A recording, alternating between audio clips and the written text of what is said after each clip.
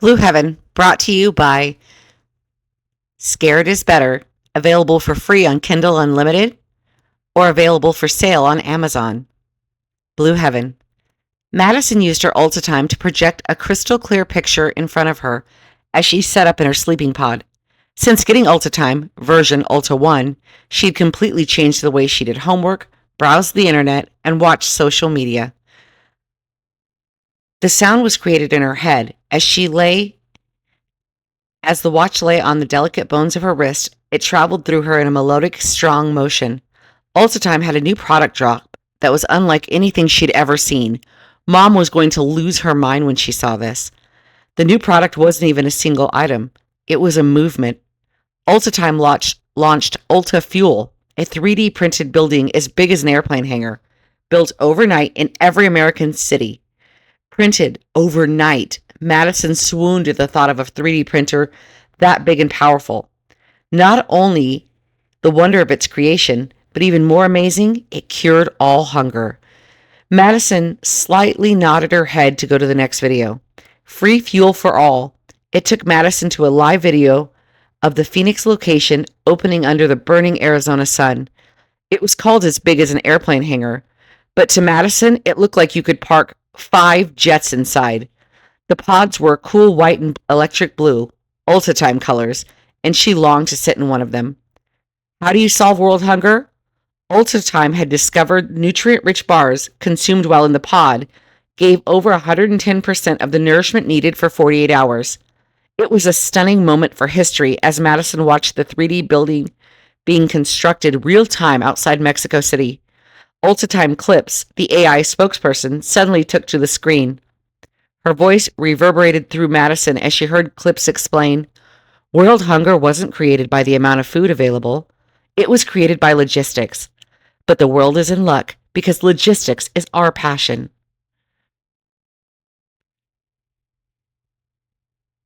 She nodded in a way that gave Madison a blush of endorphins, real or imagined. Feeding less frequently, more nourishing, and enough for all became the rallying cry for Ultatime. She made full-on eye contact with Madison in her ultra-clear image. And we heard that call. It felt like Madison could hear the applause around her, even feel the shuffle of a simulated crowd as they celebrated the end of the scourge of world hunger. Clips was immediately launching into details. It wasn't enough to end world hunger. Here at Ultatime, it's never enough. The finality of her statement quickened Madison's heartbeat. This is all free. Madison was so grateful, hopeful, and excited, thinking of all the suffering people who would benefit from this. She waved her finger over Ultatime, and the image clicked away with a satisfying flash. She was late for school. Rushing out the door, she retrieved her electric blue scooter, synced to her Ultatime, and put on her blue light sunglasses to block out the sun. The blue scoot knew the way to school, and she listened to a podcast about Ulta Fuel. She arrived at school just as the blue scoot was programmed to do. She got to her first class and could hear the chatter all around her. It was a little loud, and she was used to hearing through her watch. Sounds moving through your ears were more grating. She slipped on her sound-conductive headphones to relieve the scratching feeling in her head. Madison looked over at her line of classmates, all with their own headphones. Most had their watch projecting a sharp images right in front of them. She was glad she couldn't hear the cacophony of sounds. She was happy that her conductive headphones were so comfortingly quiet. But she caught sight of something odd. Her friend Jensen was sitting at the back of class, and there was no image in front of him. He wasn't even wearing headphones.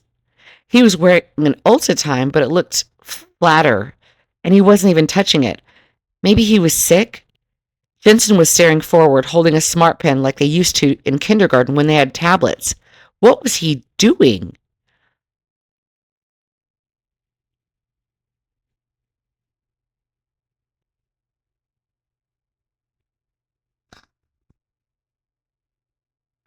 Madison couldn't help herself. She glanced at the teacher who was watching the 3D build of free fuel, and her chest was heaving with emotion.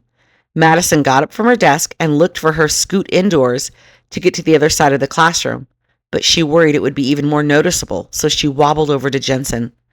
"Are you okay?" she whispered. although her entire class was wrapped in the moment of a 3D build in Arkansas that was about to open. Jensen's face looked a little too sharp and imperfect. Madison noticed. She realized the perfection of autofix on all the faces on screen made her expect perfection in every face. Jensen was looking at his desk, holding a smart pen, but there was no video playing. What are you doing, Jensen? Do you want me to help you start streaming the screen? Jensen's eyes were a little wide and wet. If you tap the watch twice, it can troubleshoot itself. He didn't move, so she reached to tap it twice for him. Madison saw then that it was an old-style notebook on his desk, and not a smart pen at all.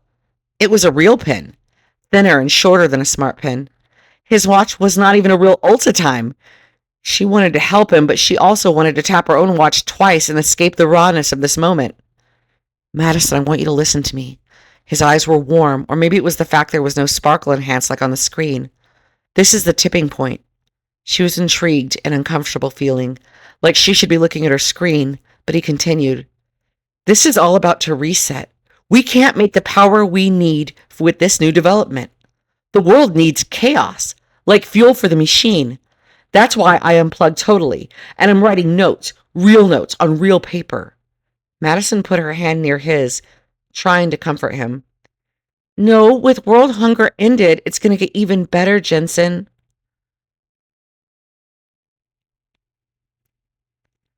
He pounded his hand on the table, which scared her.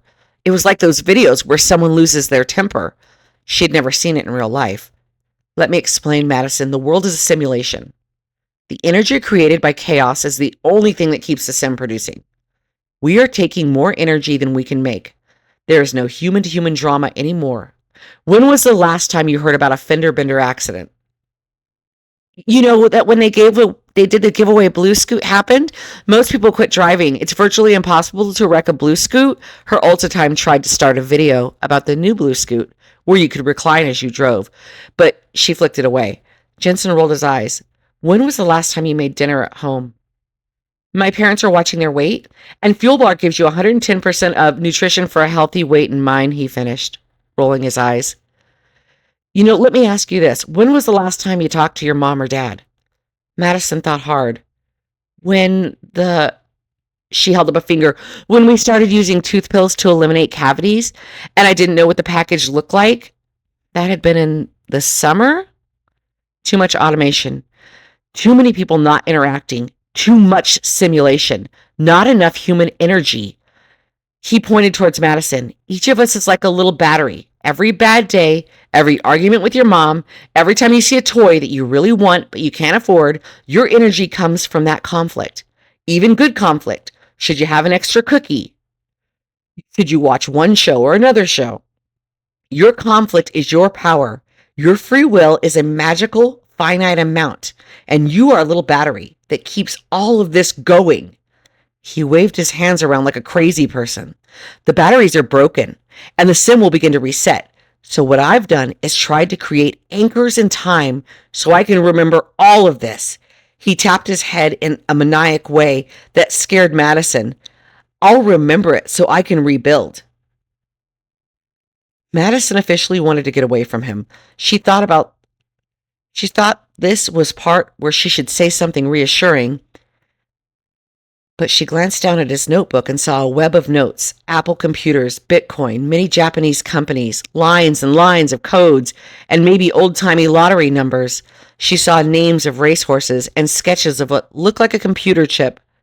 If I can beat the reset, I can rebuild better next time. Around C? Madison backed away and went back to her desk. She quickly reopened her screen and was relieved to see clips showing her the best new watch ever, so light you couldn't even feel it as you slid it on your arm. The conduction to bone was so delicate but unbreakable, and once you put on the watch, you never had to adjust it. Its tiny little battery was recharged by the slight pulse of your vein. She calmed at the thought, and by the time she was on her Blue Scoot going home, she wasn't even thinking about the unpleasant experience with Jensen. She went back to her sleeping pod, brought to you by Blue Sleep, and fell into the heaviest sleep where she didn't even use the sleep blue that projected dreams into your mind. She woke up still tired. She touched her wrist repeatedly, a hazy want, an itch to see something haunted her. She grabbed her tablet, which felt heavy and odd in her hand, and she took it to the table. Mom was in a frenzy not to be late for work, so she grabbed the nearest cereal box and poured it into a huge coffee cup with milk. "You can't be late for school, so just walk with the neighbors," Mom said, giving Madison a peck on the cheek. "We can have dinner tonight and work out the weekend plan for your birthday." That made Madison elated, and she was worried about a watch. She vaguely touched her wrist. Maybe she wanted a watch for her birthday? She pulled on her backpack and locked the door behind her, still rubbing her wrist. Walking to school made her legs feel heavy but strong, like she was working out. The neighbors chatted with her, and she found the sounds around her loud, but a pleasing tickle to her ear. The neighbor, Cammy, looked over at her and whispered, "Lag," which made sense at first, as she saw the dreamy world all around her. And then it didn't make any sense at all, and all three girls giggled at the funny word. By the time they got to school, she didn't have a backpack anymore. She was swinging a flour bag that Mom had hand-stitched a long strap onto. Inside were a few pieces of homemade bread, cheese, and butter that Mom had made and Dad had made at home. The classroom was wood-floored, uneven, and she even saw a few classmates stumble over a slat that stuck up a little higher than the others. Madison saw that she was in a long flowered dress and had a bonnet on her head to keep out the sun. She stamped her foot outside the door of the classroom because now the street was dusty and smelled faintly of horse manure. She could hear horses neigh up and down the street, and she was comforted by it. She loved horses, she remembered. Her teachers at the at the blackboard. Blackboards aren't smart, she chuckled to herself. The dust from the chalk was all over the teacher's long black dress, and the woman straightened her hair, which was in a neat bun with a brand new barrette. She had long ruffles along her neckline, and Madison thought she looked so glamorous. Madison looked over at Jensen, who seemed very nervous. It was just before class when she walked over to his tiny desk with the inkwell in the corner. He was mournful, which made her think that he was sad over a pet or a fight with his mom. What could make him so sad? The teacher began to write on the blackboard with a solemn face. She wrote the words measles outbreak. Someone in class said, "Measles aren't serious because the medicine makes the measles go away," in a questioning, confused voice. That seemed correct to Madison, too, but then she shooed the idea away. Measles was the scariest thing they'd ever heard of, a horrible disease that affected kids. She looked over at Jensen, and he had tears in his eyes. "We went back too far," he whispered.